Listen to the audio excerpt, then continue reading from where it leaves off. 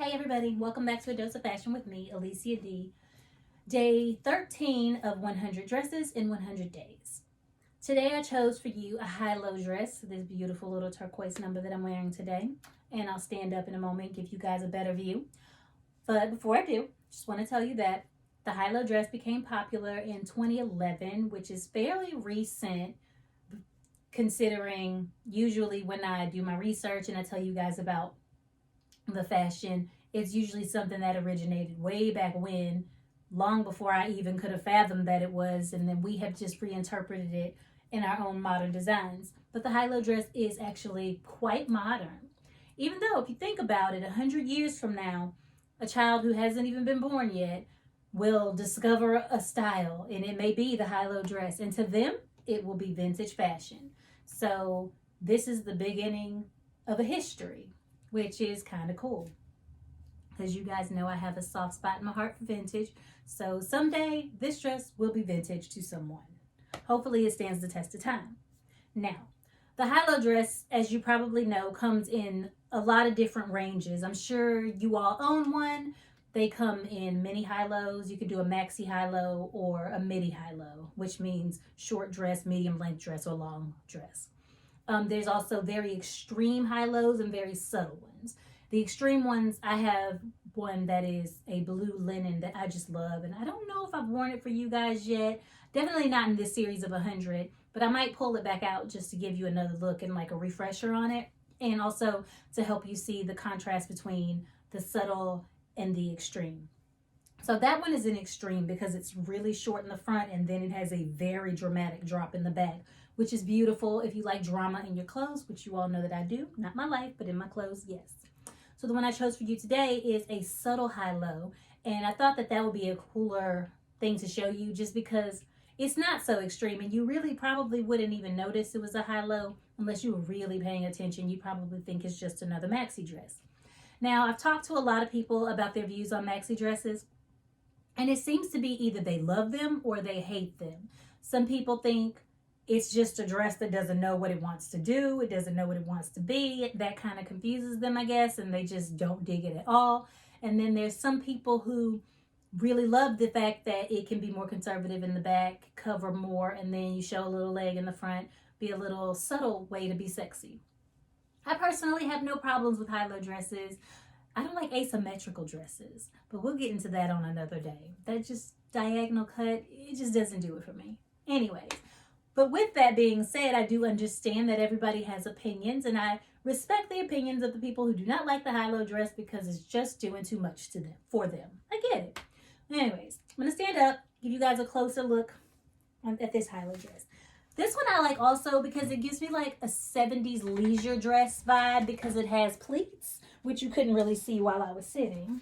But as I'm standing now, you can see the pleats in the dress, and I'll come closer. And if I like scrunch it, you can really see. See? It's got a nice flowy finish. Another thing I love about this dress is the lining underneath stops about here. Thigh length, not even like slightly above the knee, but like thigh length. And then the rest is sheer, but it's not so sheer that you can just see everything. It just gives you the subtle illusion of the legs. So even though it's not an extreme high-low dress, you still get more leg just in a more subtle way. And I think that's extraordinarily cool. It has this tie waist belt. It's nothing extraordinary. Like if I let it go, you can see what the 70s leisure dresses actually looks like. Just loosey-goosey and free.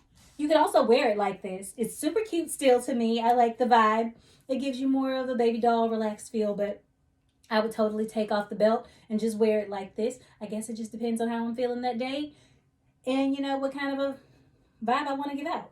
But if you want a little more definition as to your shape, just tie it up. You can tie it as loose or as tight as you like. I wear a strapless bra with it because, again, if you wear a regular one, I think that would just look a little weird. It also has a little tie in the back.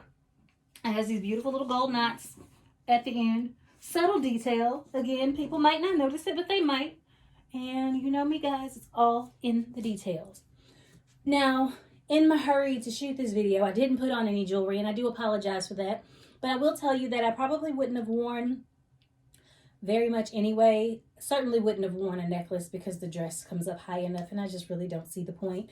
But I will show you the earrings that I would have worn. I'm gonna turn the camera here to my magical box of jewelry here. And I will do an episode on accessories. It'll probably be after I'm done with this 100 dresses in 100 days because that's a big enough undertaking and I don't think that I'll be having time or energy to throw in a bonus episode. But you can have a sneak peek into my lovely jewelry collection here.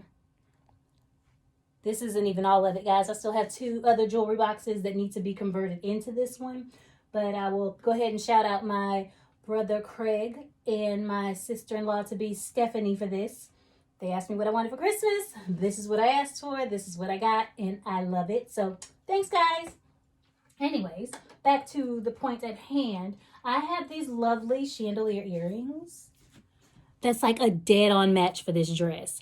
When I bought the earrings, I didn't have the dress yet. I just liked them. I didn't even necessarily know what I was going to wear them with, but it's just they caught my attention and I really loved them.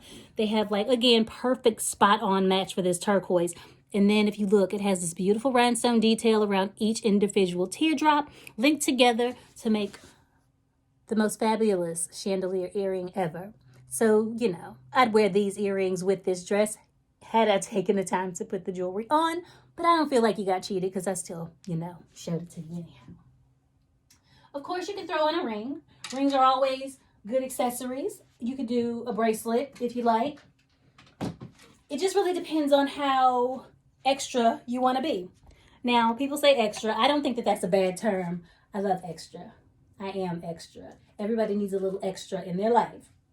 But anyways, thank you guys for joining me, Alicia D, for day 13 of my 100 Dresses in 100 Days marathon. Tune in tomorrow for day 14. Have no clue what dress it's going to be. Maybe I'll pull out that other extreme high-low dress that I was talking about and show it to you guys. If not, then I guess we'll see which one I decide to choose for tomorrow. Thank you for joining me, guys. Tune in tomorrow. And until then, don't forget to like, share, and comment below.